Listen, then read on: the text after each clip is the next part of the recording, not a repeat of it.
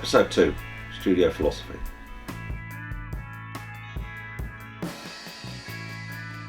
So here are some of my general thoughts on studio philosophy and a little bit about my background.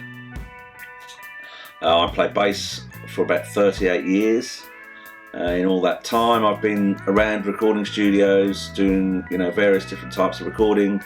Started on 2 cassette tapes, moved on to 24-track recording. Obviously there wasn't any digital recording in those days, in the 80s, and in the early 90s either.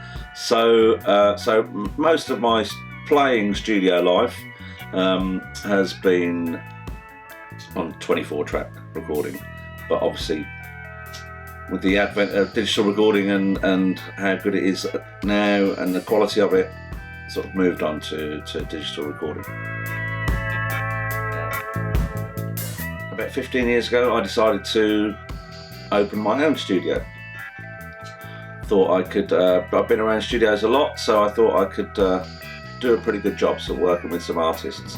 So I kind of started off small in my bedroom, and then got a smaller, slightly bigger studio, smaller than this one, and then about 9 years ago moved into Reservoir Studios here, which is a dedicated recording environment designed and built by me. And we'll have more on the design aspects in future episodes. I won't bore you with all the technicalities right now. So yeah, my playing and recording career, I still play in bands, so I record and play at the same time, and made quite a few records here which I've been playing bass on and various other instruments as well, but mainly bass guitar, and we've done pretty well, I think, at Reservoir Studios. Had some very, very good, critically acclaimed albums, and we've also got some awards here from the AMA UK.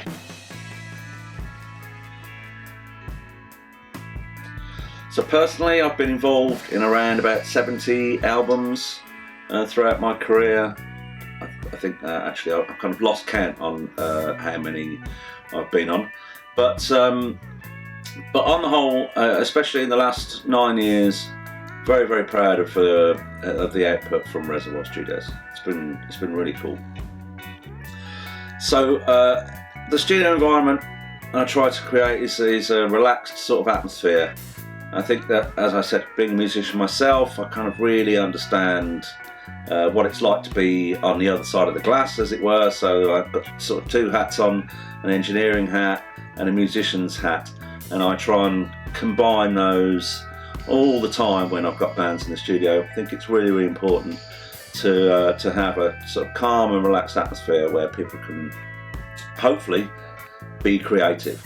I know of some producers that try and be antagonistic, but I really don't buy into that philosophy. So really calm, really relaxed, really chilled, and hopefully you'll make good music.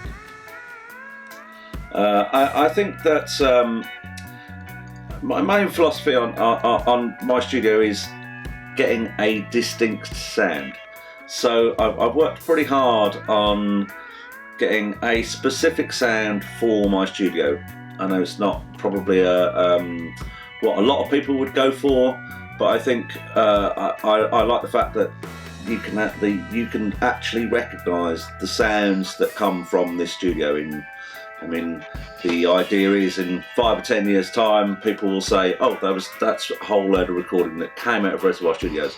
A bit like Stax or somewhere like that, or Motown, where obviously they had the same musicians all the time, but I work with the same musicians a lot too, and it's a very, very distinct sound.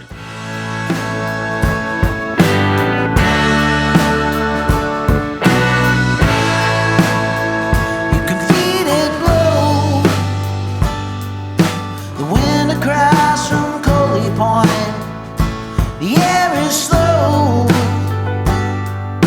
The air up here on Coley Point, the breath you know.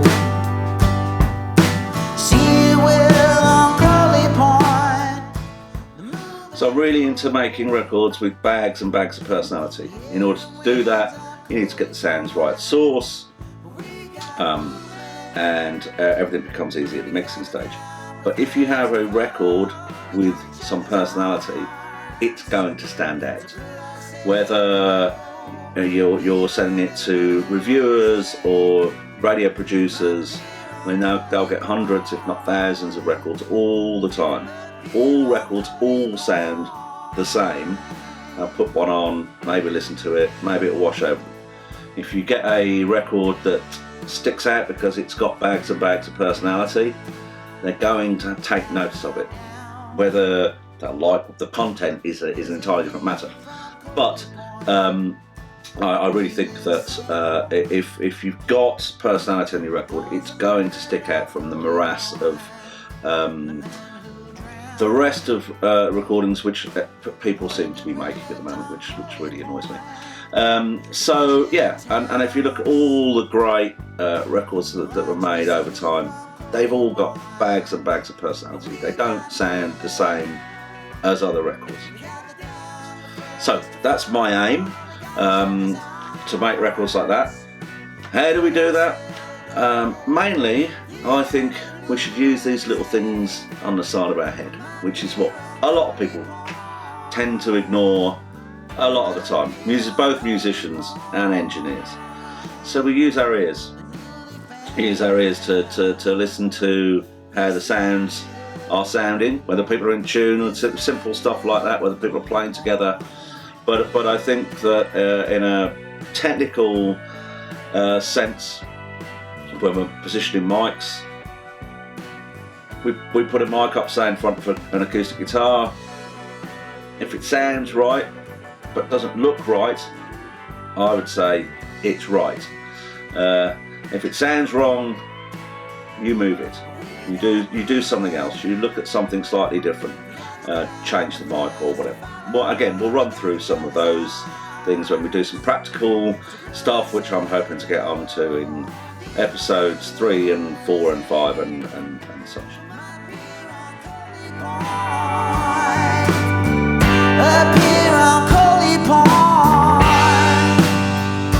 So, general philosophy: welcoming and relaxed atmosphere, getting recordings with bags and bags of character so it stands out when you go and give it to your radio people or your press officers.